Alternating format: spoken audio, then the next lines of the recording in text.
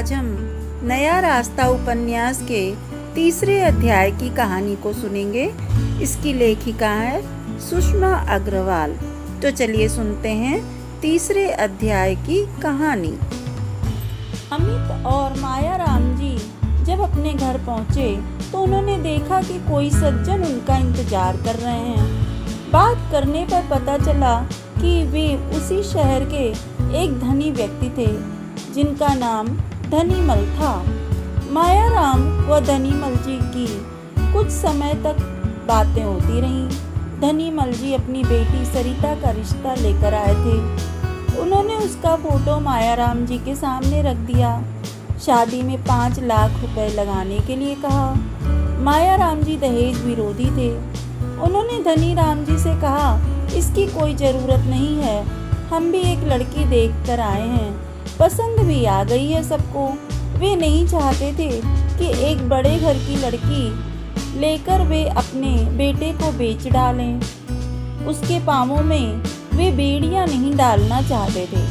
मायाराम जी के मना करने पर भी धनीमल जी ने कहा, मेरी तो बस 3 बेटियां ही हैं, मेरे मरने के बाद सब कुछ इन्हीं का है। यह कहकर वे उठ खड़े हुए और चलते चलते कह गए कि आप विचार कर लीजिएगा, मैं कल आकर मालूम कर लूँगा। सरिता का फोटो उनके सामने था।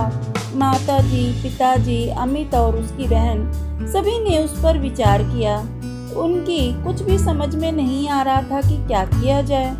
तभी उसके पिता बोले, भाई लड़की तो मीनू भी अच्छी है, साधारण परिवार की है तो क्या हुआ, पढ़ी लिखी है, काफ़ी गुणवती लगती है, उसके बात करने का तौर तरीका मुझे बहुत पसंद आया। माताजी शायद कुछ पैसे की तरफ झुक चुकी थी। वह बोली, रूप रंग में भी तो धनीमल जी की लड़की भी कम नहीं है। फोटो दिखाते हुए बोली, देखो फोटो कितने तीखे नाक नक्श हैं इसके, और भाई तौर तरीके आदत का तो साथ रहने पर ही पता लगता है। तभी अमित की बहन मीनू का फोटो भी उठा लाई। सरिता और मीनू दोनों का फोटो सामने रखकर देखने लगी। सरिता के कटे बाल उसके चेहरे की सुंदरता बढ़ा रहे थे, पर नाक नक्श में मीनू से ज्यादा अच्छी नहीं थी। तभी अमित ने माताजी से प्रश्न किया, माँ बड़े घर की लड़की क्या तुम्हारे साथ रह सकेगी? क्या हमारे घर के वातावरण में घुल मिल सकेगी?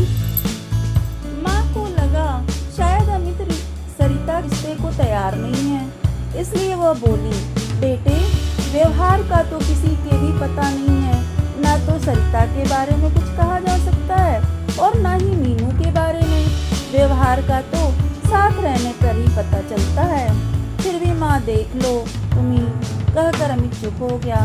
उसके पिताजी को भी यह बात का आभास हो गया था कि बड़े घर की लड़की जो ढेर सारा दहेज लेकर आएगी शायद परिवार वालों के साथ घुल मिल कर न रह सके। परंतु अमित की माँ ने तो धन के सपने बुनने शुरू कर दिए थे, इसलिए उनके तर्कों के सामने मायाराम जी की भी एक न चली।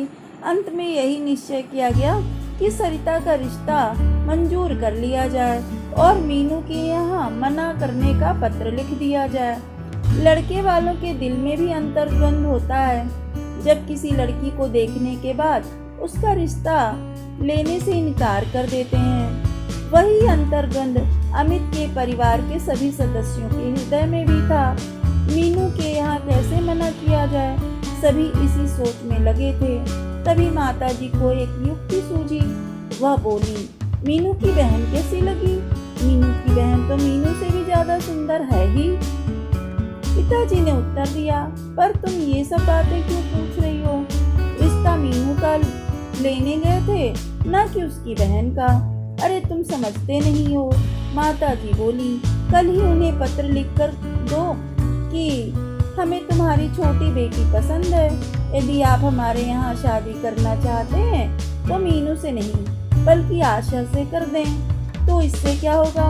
पिताजी बड़े विस्मित स्वर से बोले, अरे होगा क्या, छोटी बेटी की शादी बड़ी से पहले थोड़ी ना कर देंगे, बस रिश्ता अपने आप ही टूट जाएगा। माताजी बड़ी प्रसन्न मुद्रा में बोली, जैसे उन्होंने कोई महत्वपूर्ण योजना बनाई हो। परंतु यह क्रूर योजना पिताजी की समझ में नहीं आई। वह किसी लड़की वाले का दिल नहीं दुखाना चाहते थे, परंतु जब सबकी यही इच्छा थी तो उन्हें पत्र लिखना ही पड़ा। पत्र लिखते समय पिताजी बोले, अरे अमित की माँ, मुझसे तो यह सब नहीं हो पा रहा है। देखो ना, हमारी भी तो बेटी मधु है। यदि कोई हमारे साथ ऐसा करे तो क्या बीतेगी हमारे दिल पर। माँ गर्दन हिलाकर बोली, तुम तो बहुत कोमल दिल के हो। जब पैसा पास होता है तो कोई लड़की घर में नहीं बैठी रहती, अच्छी से अच्छी जगह रिश्ता हो ही जाता है। अमित की माँ पिताजी को उकसाती रही और पत्र लिखने को मजबूर कर दी।